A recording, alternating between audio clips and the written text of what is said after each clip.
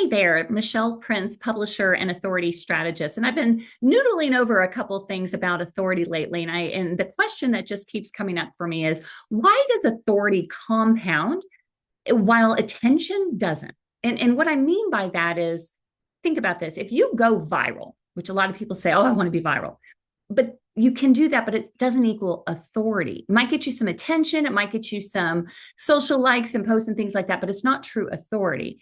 So, and if you think about that, attention is great, but does it really give you opportunities? Does it give you opportunities to speak? Does it make you close deals faster? Does it get you more revenue?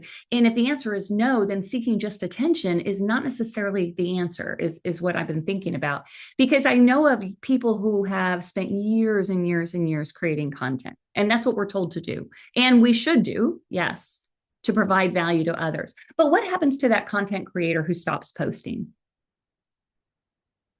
What happens? Because when you're going after attention, which in my mind is what those posts and things are, it stops when you stop. But authority carries on even when you're not around. Authority, people are talking about you in a way than somebody different who is just seeking attention. So the hard truth is attention is really rented. It's based on how many posts you're doing, where you're posting that. So it's a rented attention.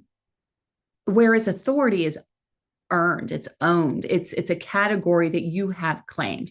And I know that's what I want. I know that's what all of us thought leaders want. So how do we even get there? The problem is social media, it rewards frequency. And we know this, right? Make more posts, be more consistent, feed the algorithm. These are things we hear over and over and over and over again. And while it is important because it works, but it only works until it doesn't. This is because we're on rented platforms, aren't we?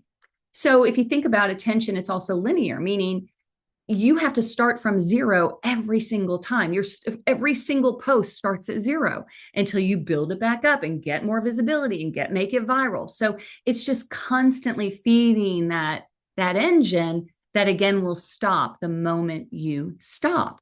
So what I've just been thinking about is, attention will get us noticed. It will get you noticed. We, I think, have been told through the years that's important. And it is. But now we're being inundated. So what we really want is we want to be chosen. We don't want to just get noticed. We want to be chosen. We want people to instantly want to work with us in one way or another. And the best news about authority is this: it's exponential, meaning it builds on itself. It compounds. It's like that snowball going downhill. And a lot of times you don't even know it's happening because authority is built a lot of times through others, meaning it's what people are saying about you when you're not around.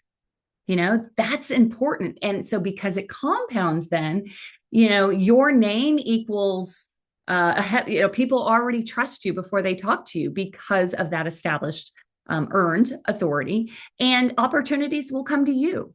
And you'll close deals faster. Why? Because that trust has already been established. So that's really the biggest difference. I mean, even just think about it. Think about the viral posts you maybe have seen over the last year.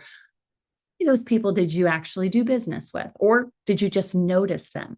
That's the big difference. And what I'm trying to point out here and figure out, how can we really leverage this? And in my opinion, I've been talking about authority for many, many years now. I wrote a book called The Power of Authority and have done a lot of work in this area. And I do truly believe that having authority, it's in some people's minds an unfair advantage. I don't think it's unfair. I think it's very much earned. But here's why people think it's unfair is that it's because we're closing deals faster. We're getting on bigger stages. We're commanding higher rates. Why? Because our reputation precedes ourselves. And so that it gets us into bigger rooms. It gets us into exclusive networks, not because we're any better, but because we have focused more on authority than on attention. And there's a lot more to this, but the nutshell is if you're chasing attention, you're just going to have to reprove yourself every day, every time, every post. So there is a better way. And don't miss this. Authority, it's not just content alone, even though we are in a content-driven world now. And with AI, this ecosystem is becoming more and more this way, which is more and more reason why the authority is going to be what really elevates you going forward, not content. It is a part of it, but it's not the only part. Because think about this, authority is an asset. We all know what an asset is, right? If you have a home, it's an asset. If you have a car, it's an asset. If you have money in the bank, assets. We understand what an asset is. That is authority. And what happens to an asset is it builds, it compounds, right? And that authority, gets you the influence in other people. I see that as currency. I see that as movement. It's what's happening when you're not even around. And ultimately the return on that is legacy, because you're helping more people, you're serving more people, you're getting on bigger stages. So your book, and I am a big believer that the first step to authority is a book, because it makes it easier for other people to see you as the authority. It's really hard for somebody to put their arms around whether or not you're the authority if you don't have anything like a book to show them. So that book, though, that's building you authority every single day, even when you're not posting. And when you're an author, event organizers, they get you on stages. Why? Because you're an author. You have a book.